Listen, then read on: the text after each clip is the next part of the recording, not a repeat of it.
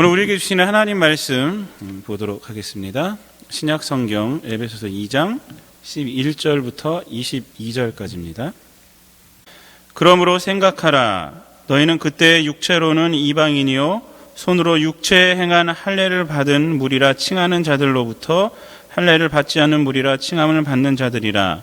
그때 너희는 그리스도 밖에 있었고 이스라엘 나라 밖의 사람이라. 약속의 언약들에 대하여는 외인이요 세상에서 소망도 없고 하나님도 없는 자이더니 이제는 전이 멀리 있던 너희가 그리스도 예수 안에서 그리스도의 피로 가까워졌느니라. 그는 우리의 화평이신지라.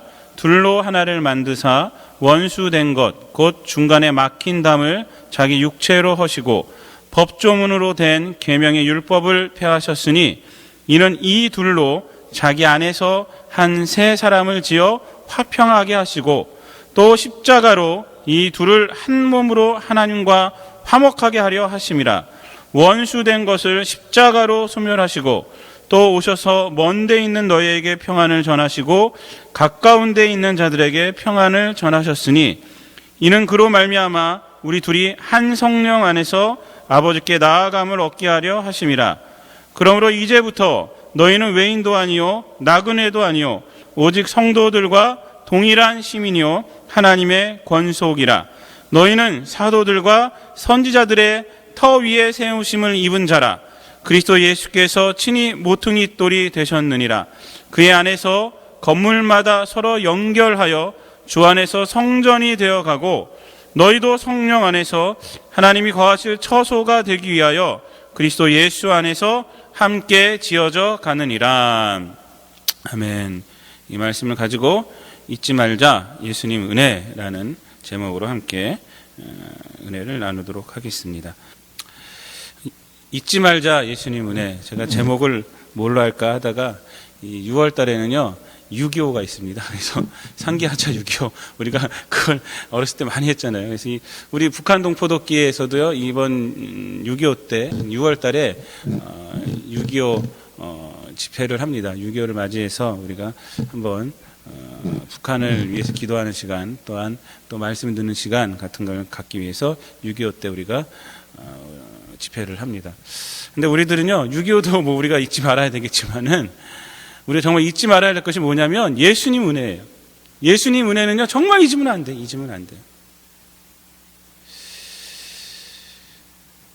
제가 여기 이제 캐나다 온 지가 벌써 이제 8년 차 이제 들어가고 있습니다. 별로 안 됐죠. 여러분들에 비하면 별로 안 됐는데 그래도 꽤 오래됐어요. 제가 한국 가면요, 한국 지리가 많이 길들이 많이 변해갖고 제가 작년에 갔을 때 길들이 많이 변해갖고 길을 못 찾겠더라고요. 있던 길이 없어지고 없던 길이 생기고 막 운전하고 다니면서.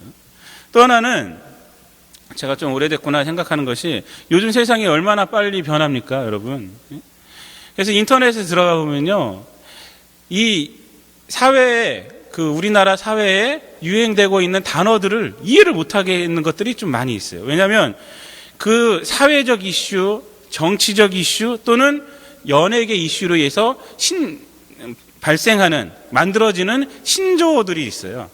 신조어, 시사 단어라고 할 수도 있고 아니면 또 유행하는 그 단어들이 있어요. 근데 그 단어들을 모르겠더라고요, 제가. 한국에 있었으면 그 단어들을 다 알겠죠. 왜냐하면 그 상황 가운데 있으니까. 근데 제가 어쩌다 들어가서 보기도 하고 뭐 연예계는 잘 모르니까 제가 또 요즘은 아이들이 얼마나 신조어를 많이 만드는지 몰라요. 잘 모르는 것들이 많아요. 근데 요즘 또 많이 듣는 소리들이 있어요. 그래서 제가 찾아봤어요. 여러분들 페이퍼 컴퍼니라는 얘기 들어보셨습니까? 요즘 페이퍼 컴퍼니가 신조어가 됐어요. 페이퍼 컴퍼니. 또 가베행포, 가베행포란 그런 말들도 유행하고 있어요. 지금. 가베행포. 인터넷만 들어가면 가베행포가 어떻고 그 다음에 또 인터넷 들어가면 페이퍼 컴퍼니가 어떻고 이런 말들이 여러분들 아마 다 들어보셨을 거예요. 이 페이퍼 컴퍼니가 뭐냐면 제가 간단히 여러분들 다 아시겠지만 간단히 좀 설명을 드리자면 이 페이퍼 컴퍼니는 그 조세 피난처로 유명해진 버진 아일랜드 거기하고 이제 관련되는 말이에요. 이 버진 아일랜드 그 거에 대해서 제가 요약을 좀 해서 말씀을 드리자면, 이 버진 아일랜드는 어디 있냐면 이 중남미에 있습니다. 중남미. 우리랑 좀 가깝죠. 중남미에 위치한 영국령의 작은 섬이에요. 섬들이에요, 섬들. 버진 아일랜드. 근데 여기가 법인세도 없고 소득세도 없고 상속세도 없는 섬이에요, 거기가. 그 신원보호가 탁월해서 이 검은 돈, 세상에 있는 그 검은 돈을 숨기기가 아주 좋은 곳이란 말이에요. 그래서 우리 옛날에는 스위스 은행에도 많이 사용했는데, 스위스 은행은 이제 많이 유명해졌으니까 사람들이 여기다 숨기는 거예요, 버진 아일랜드에. 근데 국제기자연합인 국제탐사보도연맹에서 이 버진 아일랜드의 거래 기록을 입수를 했어요. 그리고 그 자료 규모가 얼마였냐면 250만 건이고 200기가바이트 분량이라고 그래요. 46개국 86명의 기자가 1년 3개월 동안 달라붙어서 그 모든 자료를 분석을 했습니다. 근데 거기에 숨겨진 검은 돈이 얼마냐? 32조 달러라고 그래요. 32조 달러. 우리나라 원화로 하면 3경 5,753조 원이라고 합니다. 그러니까 전 세계 부호들 중에서 또는 정치인들 중에서 어떤 사람들이 세금을 부담하지 않기 위해서 그 섬에 유령 회사를 세운 거예요. 그것이 바로 페이퍼 컴퍼니예요. 종이 회사. 페이퍼 컴퍼니를 세워놓고 투자를 한 것처럼 속인 거란 말이에요. 그런데 우리나라에도 여러 사람들이 거기다가 페이퍼 컴퍼니를 세웠다고 합니다. 지금 2차까지 발표가 됐어요. 여러분들 인터넷 들어가시면 누군지 알 수 있어요. 근데 참고로 지금 이 버진 아일랜드에 우리나라 돈이 얼마인지 아십니까? 870조가 있다고 그래요. 870조. 여러분 870조가 어느 정도 돈인지 피부로 와 닿습니까? 아, 많구나. 이 정도죠. 뭐 이 정도 우리가. 제가 조금 설명을 해드리면 어느 정도 돈이냐면, 우리나라 국민이 5천만이라고 생각했을 때 1인당 1,500만 원씩 다 가질 수 있는 돈이 바로 이 870조라고 그래요. 지금 우리나라가 빚이 많다고 그러잖아요. 이 빚을 2번 이상 갚을 수 있대요. 이 870조. 그런데 그 돈이 지금 그 버진 아일랜드에 숨겨져 있다는 것이에요. 우리나라가요, 러시아, 중국, 그 다음으로 3위에 해당한다고 그럽니다. 3위. 근데 더욱 놀라운 것이 뭐냐면, 이 870조라는 돈을 몇 명이 저 지금 갖고 있느냐? 한 70여 명. 한 70여 명이 지금 갖고 있다는 거예요. 우리나라에. 1인당 해보면 12.4조. 12.4조. 1인당 12.4조. 한 70여 명 그거 숨겨놨다는 거예요. 그 많은 돈을 어떻게 벌었는지도 모르지만, 어떻게 벌었겠어요, 사실. 그 많은 돈들을. 근데 세금을 내기 싫어서, 한국에서 세금을 내기 싫어서 숨겨 넣었다는 것은요, 정말로 치졸한 행동이죠. 제가 어떤 분 얘기를 들어봤더니, 이 나라는 그 복권에 당첨되면 세금을 안 띱니다. 여러분들 알고 계셨어요? 이 나라는 안 떼요. 근데 우리나라는 22%를 떼어가요. 25. 복권에 당첨돼도 22%를 탁탁탁 떼어가는데, 그 돈들을 세금 내기 싫어서 그것도 숨겨놨다는 거예요. 바로 이것이 바로 페이퍼 컴퍼니예요. 페이퍼 컴퍼니. 우리가 잘 아는 어떤 사람의 남편도 거기다 페이퍼 컴퍼니를 세워갖고 돈을 숨겨놨다. 그래서 지금 많이 지금 우리나라에서 많이 지금 얘기거리가 되고 있어요. 페이퍼 컴퍼니. 또 갑의 횡포는 뭡니까? 갑의 횡포. 갑의 횡포는요, 어떻게 발단해서 나왔냐면, 모 우유 회사에서 대리점 주간에 이건 충돌이 있었어요. 근데 불공평한 계약으로 인해서 이제 갑의 횡포란 단어가 생겨났습니다. 갑과 을. 계약할 때 갑 있고 을 있잖아요. 갑이 이제 그 위에 있는 사람이고 을이 이제 밑에 있는 사람. 그래서 갑의 횡포란. 그래서 이제 어떤 이제 모 우유 회사와 대리점 주간에 이제 그런 것들이 있었는데, 이것이 이제 사회로 나와서 경제적으로 또는 권력적으로 위에 있는 사람들, 아니면 그 회사 위에 있는 회사와 아래 사람들 또 하청받는 회사, 또 대리점, 편의점과의 불공평한 관계와 불공평한 계약으로 인해서 횡포를 부리는 것을 이제 갑의 횡포다라고 이렇게 지칭하고 있습니다. 우리나라에 이런 단어들이 지금 회자되고 있어요. 근데 이러한 시사 단어를 보면서 여러분들 페이퍼 컴퍼니나 갑의 횡포나 이러한 시사 단어를 보면서 생각나는 것이 있었어요. 제가 그 뭐냐면 노블리스 오블리제라는 단어예요. 여러분 다 아시죠? 노블리스 오블리제는요, 지배층의 도덕적 의무를 뜻하는 프랑스 격언이에요. 좀 갖고 있는 사람들이나 권력을 쥐고 있는 사람들이나 정치를 하고 있는 사람들의 그 도덕적 의무를 말하는 것입니다. 뭐 노블리스 오블리제가 나온 그 역사적인 배경도 있지만 그 배경을 말씀드리기는 너무 시간이 없고요. 이 무슨 말이냐면 사회 지도층의 책임의식을 말하는 겁니다. 즉 사회적인 지위가 있는 사람들은 그만큼 사회에 대한 의무를 다해야 한다는 뜻입니다. 정당하게 대접받기 위해서는 명예가 노블리스예요. 명예만큼 의무, 오블리제, 의무를 다해야 한다는 거예요. 노블리스 오블리제. 왜냐하면 위에 있는 사람들, 정치를 하는 사람들은요, 그만큼 밑에 있는 사람들보다 많은 정보와 많은 혜택을 받아요. 많은 혜택을 받아요. 또 정치를 하다 보면 정보도 많이 받잖아요. 그렇기 때문에 더 잘 살 수가 있는 거예요. 더 좋은 위치를 점유할 수 있는 거고요. 그렇기 때문에 그 명예만큼 의무를 다해야 한다는 거예요. 그러나 이 말은요, 상류층에만 해당한다고 우리가 또 생각해서는 안 됩니다. 우리들도 마찬가지예요. 우리들도 누군가에는 위에 있어요. 누군가에. 내가 있는 처지가 어떻든요, 나에게 있는 의무를 우리가 책임감을 가지고 다하는 것은 중요하다고 생각을 합니다. 여러분, 근데 여기서 한번 우리가 생각해 볼 것은 뭐냐면 이 세상에서 가장 최고의 위치에 있는 분이 누구십니까? 여러분, 가장 최고에 있는 분이 누구예요? 이 세상에서 하나님이에요. 하나님. 그런데 이 하나님은 그 위치에서 어떻게 행동하셨습니까? 우리들에게 요구만 하시지 않으셨어요. 하나님은요, 오히려 이 땅에 예수 그리스도를 보내주시고 그분의 십자가의 희생을 통해서 우리를 구원해 주셨어요.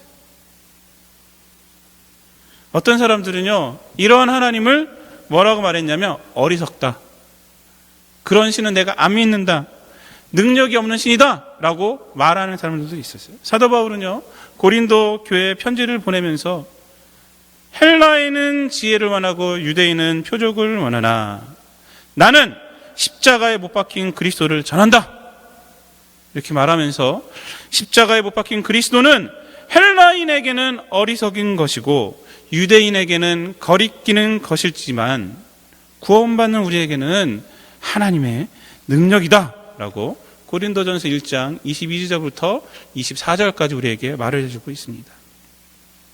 왜 능력입니까? 왜? 하나님의 그 높으신 하나님이 낮아진 것이, 십자가에 달려 돌아가신 것이 왜 능력입니까? 왜 우리에게 능력이에요? 이 하나님의 은혜에는요, 죄인을 구원하는 능력이 있기 때문에 그렇습니다. 이 세상에 소망이 없는 자에게 소망을 주는 능력이 있기 때문에 그렇습니다. 예수님을 믿으면요, 우리 마음속에 성령님께서 기쁨을 주십니다. 어떠한 어려움도 이길 수 있는 힘을 주세요. 힘을 주세요. 내 안에서 내가 죄 속에 눌려 있었는데 그 죄를 이길 힘을 하나님께서 주신단 말이에요. 그렇기 때문에 그것을 경험한 사람은 주님이 나의 힘이 되십니다, 이렇게 말하는 거예요. 오늘 본문 말씀은요, 우리가 읽은 긴 에베소서 2장 11절부터 22절까지의 말씀은 바로 이 십자가에 달리신 예수 그리스도의 능력을 통해 변화된 에베소 교회의 교인들에 대한 말씀을 해주고 있습니다. 오늘 말씀 한번 우리가 다 함께 보도록 하겠습니다. 다 함께 읽어봤지만 다시 보겠습니다.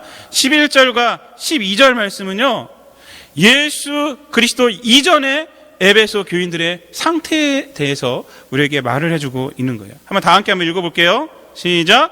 그러므로 생각하라. 너희는 그때 육체로는 이방인이요 손으로 육체에 행하는 할례를 받은 무리라 칭하는 자들로부터 할례를 받지 않는 무리라 칭함을 받는 자들이라. 그때 너희는 그리스도 밖에 있었고 이스라엘 나라 밖의 사람이라. 약속의 언약들에 대하여는 외인이요 세상에서 소망이 없고 하나님도 없는 자이더니.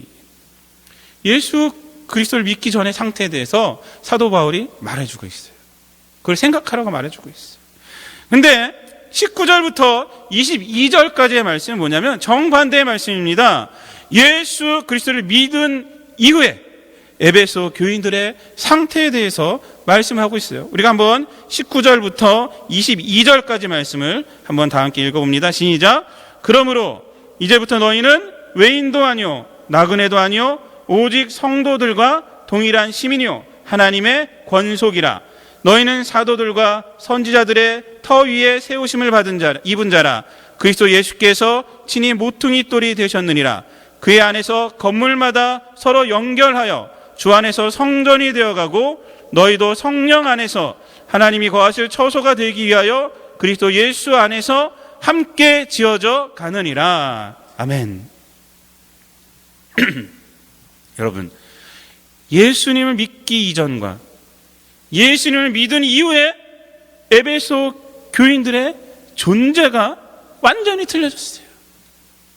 완전히 정반대잖아요. 대비되잖아요. 대비되고 있어요. 그런데 예수님께서 이렇게 하기 위해서 어떻게 하셨습니까? 바로 13절부터 18절까지 말씀이 그겁니다.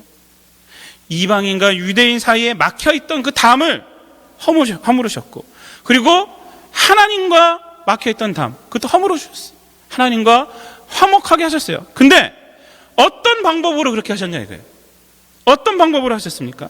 13절 말씀을 보면요, 그리스도 예수 안에서 그리스도의 피로 가까워지게 하셨다고 말하고 있고요, 14절 말씀을 보면 중간에 막힌 담을 자기 육체로 하시고 라고 말하고 있어요. 자기 육체로.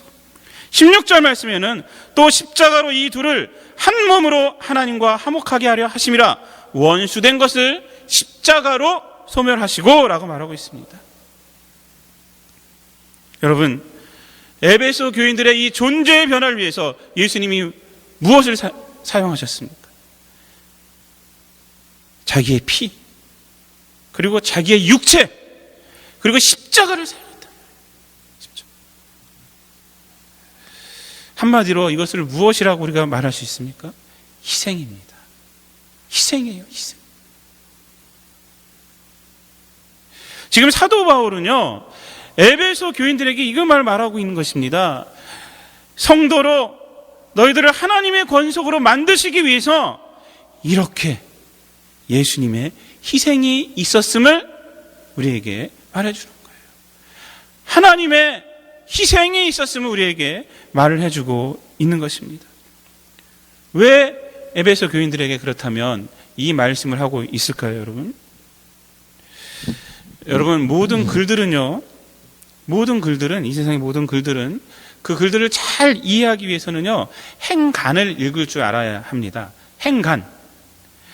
행간을 읽는다는 것은요, 그 글쓴이의 그 의도와 그 마음을 읽는 거예요. 말을 할 때도 마찬가지예요. 저 사람의 말을 우리가 잘 이해하려면 그 뉘앙스를 우리가 잘 알아들을 줄을 알아야 돼요. 말만 아는 것이 아니라, 그건 기본이지만 그 안에 담겨 있는 것을 우리가 읽을 줄 알아요. 그것을 바로 이 글에는 그래서 행간을 읽을 줄 알아야 한다라고 말하는 거예요. 영어로 유명한 말인데 이것이 read between the lines라고 그래요.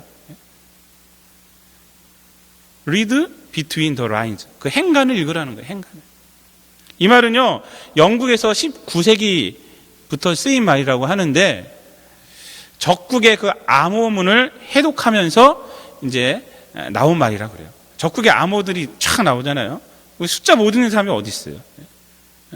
근데 그 행간을 읽어야 된다. 숫자만 해석하는 거 아니라 그 안에서 그 암호를 해석할 줄 아는 능력이 있어야 된다는 거죠. Read between the lines. 우리 크리스찬들은요, 성경을 읽으면서 그냥 역사적인 내용으로만, 문학적인 것으로만 읽으면 안 됩니다. 그렇게 읽으면요, 성경에 담긴 참뜻을 우리가 이해할 수도 없고, 성경의 내용은 그냥 그 당시 사람들에게만 해당하는 것이지 또 지금 나하고는 아무 관계가 없는 거예요. 우리가 이 성경을 읽으면서 행간을 읽을 줄 알아야 합니다. 즉, 성경을 읽으면서 행간을 읽을 줄 알아야 한다는 것은 뭡니까? 성경을 쓰게 하신, 감동시키신 성령님의 음성에 우리가 귀를 기울여야 한단 말이에요. 오늘 본문 말씀도 마찬가지입니다. 오늘 말씀을 에베소 교인들에게 한 이유가 있어요. 그것이 뭐냐면 예수님의 성육신과 십자가의 희생이 에베소 교인들 너희들을 교인되게 했다. 바로 이 말입니다. 그리고 에베소 교회, 그 교회의 기초라는 거예요. 기초라는 거. 이 은혜를 절대 잊으면 안 된다는 것입니다. 전에 너희가 이랬고 지금은 이렇다. 근데 그것을 위해서 예수님께서 이렇게 하셨다는 거예요. 이 메시지는요, 지금 우리에게도 마찬가지로 적용되어지는 메시지입니다. 우리가 구원받은 것은요, 전적으로 하나님의 사랑과 예수님의 은혜 덕분이에요. 이 사실이 우리에게 감격으로 다가와야만 합니다. 항상 하나님의 은혜를 생각할 때마다, 예수님의 그 은혜를 생각할 때마다 우리가 마음속에서 감격이 있어야 돼요. 감격이. 만약에 감격으로 다가오지 않는다면 그것은 아직 거듭나지 못했던가, 아니면 하나님과의 첫사랑이 변해버린 거예요. 여러분, 진정한 크리스천이라면 이 하나님의 은혜를 생각하면 생각할수록 기가 막힌 거예요. 기가 막힌 거예요. 그래서 바울은요, 에베소 교회 성도들에게 오늘 11절 말씀에서 너희 생각하라 그런 거예요. 생각하라. 예수님 이전에 너희 상태를 생각하라는 거예요. 생각하라. 여러분, 우리는 어떻습니까? 교회 다니면서도 만약 예수님 믿기 전의 상태를 내가 생각해 보니까 그래도 조금 괜찮았던 것 같아 라고 생각을 하신다면 그건 아직 성경의 보화를 아직 발견하지 못한 거예요. 이 구원받은 것이 얼마나 큰 은혜인지 잘 모르고 있는 거예요. 예수님 믿기 전에 나를 생각하면요, 끔찍해야 돼요. 다시는 그 길로 가기 싫어요. 이렇게 말해요. 생각도 하기 싫습니다. 이렇게 말을 해야 돼요. 그리고 그때와 비교해서 지금을 생각하면 정말로 좋아야 돼요. 그래야지 감사가 나오는 거예요. 여러분, 노예 상인이었던 존 뉴턴이요, 그 하나님의 은혜, 자기를 구원하신 하나님의 은혜를 생각하니까 정말 놀랍고 놀라웠어요. 그래서 지은 찬송시가 우리가 잘 부르는 어메이징 그레이스 아닙니까? 지금은, 옛날에는 405장이었는데 지금 305장이더라고요. 제가 한번 가사를 한번 읽어드릴까요? 나 같은 죄인 살리신 주 은혜 놀라와 잃었던 생명 찾았고 광명을 얻었네. 큰 죄악에서 건지신 주 은혜 놀라와 고마워. 나 처음 믿은 그 시간 귀하고 귀하다. 이제껏 내가 산 것도 주님의 은혜라. 또 나를 장차 본향에 인도해 주시리. 거기서 우리 영원히 주님의 은혜로 해처럼 밝게 살면서 주 찬양하리라. 다 은혜예요. 처음부터 끝까지 은혜. 자기는 은혜라는 거예요. 죽었어도 왜 기쁘냐? 하나님 존전에 가서 그 하나님의 은혜를 내가 찬양하기 때문에 기쁘다는 거예요. 거기서 우리 영원히 주님의 은혜로 해처럼 밝게 살면서 주 찬양하리라. 여러분, 지금 나의 나 된 것은 다 주님의 은혜입니다. 여러분 믿습니까? 이런 고백을 하시기 바랍니다. 신앙의 고백이 없다는 것은요, 이 신앙의 고백, 나를 나되게 하신 주님의 은혜, 정말 감사합니다라는 고백이 없다는 것은 아직 세상에서 소망도 없고 하나님도 없는 자라는 증거예요. 이것이 증거예요. 그 고백이 없다는 게 증거예요. 그 증거. 아니면 다시 그 세상으로 갔다는 증거예요. 우리에게 이 고백이 넘쳐나야 돼요. 크리스찬들은 이 고백이 항상 넘쳐나야 돼요.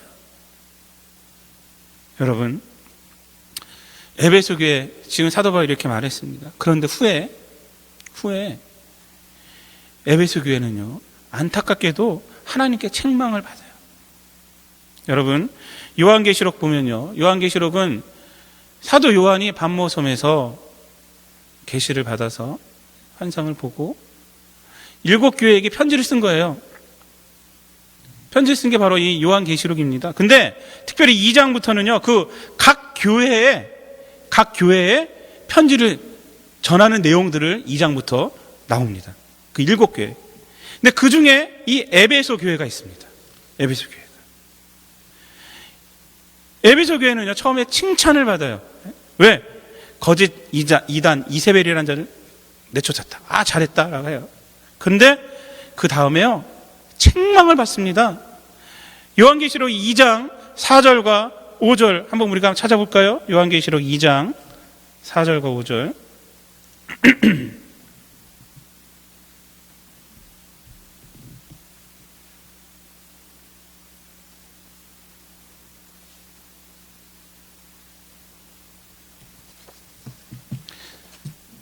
요한계시록 2장 4절과 5절 한번 우리가 읽도록 하겠습니다.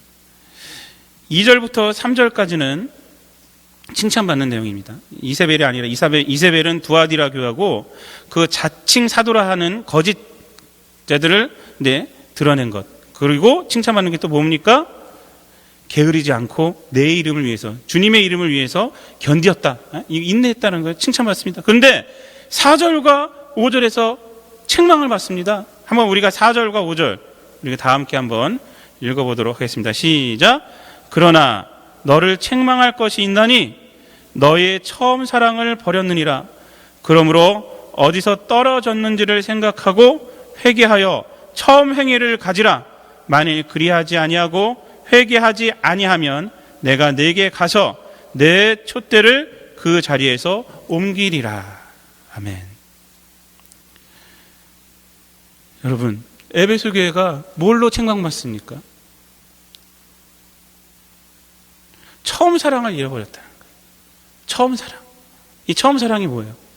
바로 이 예수님의 은혜를 잊어버렸다는 거예요. 이것을 잊어버렸다는 거예요. 그래서 주님은요, 에베소 교회에게 이렇게 말하는 거예요.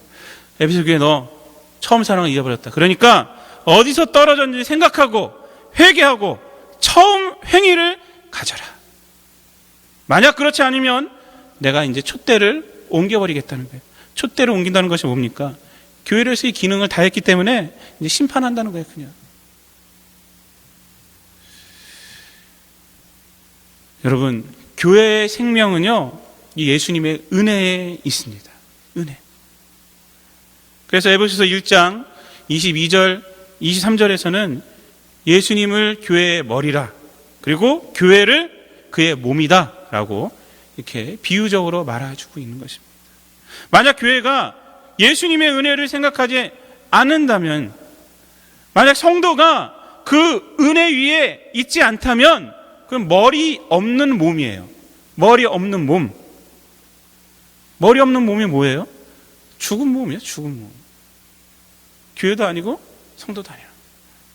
근데 에베소 교회가 그렇게 됐다는 거예요. 이단 쫓아내는 거 좋다. 인내한 거 좋다. 그러나 처음 사랑을 회복하지 아니하면 이런 것도 다 소용없다는 거예요. 하나님의 은혜 위에 있지 아니하면 이런 것도 소용없다는 거예요. 다 입 바른 소리뿐이 안 된다는 거예요. 그런 거. 여러분, 마태복음을 보면요, 예수님께서요, 천국의 비유에 대해서 쫙 설명을 해주시죠. 공간봉구세 보면 그 천국의 비유에 대해서 설교하신 게 굉장히 많이 있습니다. 그 중에 밭에 숨기운 보아 이야기가 있어요. 밭에 숨기운 보아. 밭에서 일하고 있는데 그 사람이요, 이 밭에서 보아를 발견한 거예요. 그럼 어떻게 하겠어요? 가갖고 자기의 전 재산을 다 팔아갖고요, 그 밭을 산다는 거예요. 밭을. 그리고 그 다음에 좋은 진주를 구하는 장사 얘기도 천국의 비유를 해주십니다. 좋은 진주를 구하러 다니는 이 사람이 그러다가 좋은 진주를 구하면 어떻게 하느냐 이거예요. 자기가 가진 돈을 다 팔아서, 자기가 가진 재산 다 팔아서 그것을 진주하고 바꾼다는 거예요. 천국에 대해서 이렇게 비유를 해주세요. 두 가지 비유를. 그리고 또 다른 비유를 많이 해주시는데, 이 두 가지 비유가 말씀하는 것이 뭡니까? 천국은, 하나님의 나라는 우리의 삶을 다 바쳐도 될 만큼 가치가 있다는 거예요. 가치가 있다는 거예요. 여러분, 예수님의 이 은혜의 가치는 어떻습니까? 예수님의 십자가, 예수님의 피, 예수님의 성육신의 가치는 어떻습니까, 여러분? 내 삶을 기꺼이 의지할 수 있는 가치예요. 기꺼이. 성도 여러분, 지금까지는 어떻게 살았는지 몰라요, 여러분들. 여러분들 혹시 내 마음대로 살았습니까, 지금까지? 그래서 무엇을 갖게 됩니까, 우리가? 좋은 집도 가질 수 있고요, 좋은 차도 가질 수 있고, 좋은 건물도 가질 수 있고, 좋은 직장도 가질 수 있고, 좋은 인간관계도 가질 수가 있어요. 좋아요. 그 나쁜 거 아니죠. 그런데 지금까지 산 결과, 그렇게 계속 살면 이 모든 것을 보장받을 수 있을까요? 아무도 장담할 수가 없어요. 인간이란 존재는요, 결국은 죽음 앞에서 이 모든 것, 좋은 집, 좋은 차, 좋은 건물, 좋은 직장, 좋은 인간관계, 이 모든 것들은요, 죽음이란 앞에서 이슬과 같이 사라지는 것이 바로 인간이란 존재. 그래서 성경은 뭐라고 말하냐면, 우리 인간들의 무게를 이렇게 말을 합니다. 시편 62편 9절에서 이렇게 말을 해요. 아, 슬프도다. 사람은 입김이며 인생도 속임수이니 저울에 달면 가벼운 것이 우리의 삶의 무게이다. 저울에 달면 저울에 입김보다 가벼운 것이 바로 우리의 삶의 무게다라고 말해주고 있어요. 우리 인생의 삶은요, 우리가 여기서 뭘 굉장히 많이 만들어 놓은 것 같죠? 많이 만들어 놓은 것 같아요. 그러나 예수님 없이 살면은, 예수님 위에 우리 인생이 없다면 그 인생은 하나님 앞에 저울에 딱 달았을 때 우리가 내비는 입김 있죠? 이거보다 가볍다고 말하는 거예요. 입김을 우리가 저울에 달 수 있어요? 이거보다 가볍다는 거예요. 그러나 우리가 예수 그리스도 은혜 위에서 살아간다면 그 전과 후는 180도로 달라지는 것입니다. 오늘 에베소 교인들처럼요, 전과 후는 완전히 달라지는 거예요. 더 이상 입김보다 가벼운 삶이 아니라 오늘 본문 22절의 말씀처럼 하나님이 거하시는 존재, 하나님이 거하시는 존재. 뭐예요 이게? 하나님의 무게로 살아간다는 거예요. 하나님의 무게로. 우리가 주님 위에 살아간다면, 예수님의 은혜 위에 우리 인생을 세운다면 우리의 무게는 하나님의 무게가 된다. 하나님이 거하시는. 사랑하는 성도 여러분, 말씀을 마치겠습니다. 입김보다 가벼운 삶에서 이제는 벗어나야 되지 않겠습니까, 우리가? 예? 지금까지 그렇게 살아왔을지라도 지금이라도 예수님을 우리가 영접하고 그 위에 우리가, 그 은혜 위에 우리 인생을 세운다면 하나님이 거하시는 그런 성전으로 되어가는 거예요. 여러분, 입김보다 가벼운 삶에서 이제는 벗어나기를 바랍니다. 우리로 하나님의 권속이 되게 하시고, 하나님의 권속이 뭐예요? 하나님의 자녀란 거예요. 하나님의 자녀. 하나님의 과정. 하나님의 과정. 하나님의 권속이 되게 하시고 성도들과 동일한 시민이 되게 하신 그 예수 그리스도의 은혜 위에서 살아가셔서 그리스도 예수 안에서 예수 그리스도와 함께 하나님 거하실 처소로 지으심을 받는 아름다운 삶이 되시기를 우리 구주 예수 그리스도의 이름으로 축복을 드립니다. 기도하겠습니다. 사랑과 은혜가 충만하신 아버지 하나님, 우리가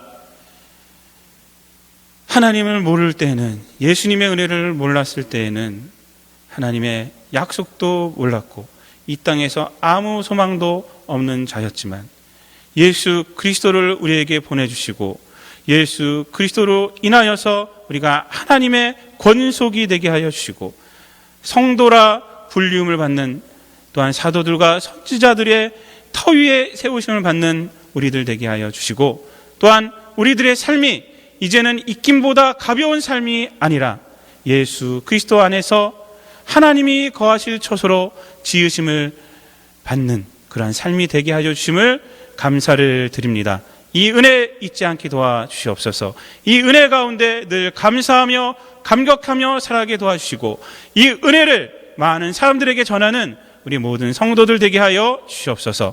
이 모든 말씀을 구원하신 예수 그리스도의 이름으로 감사하며 기도드리옵나이다. 아멘.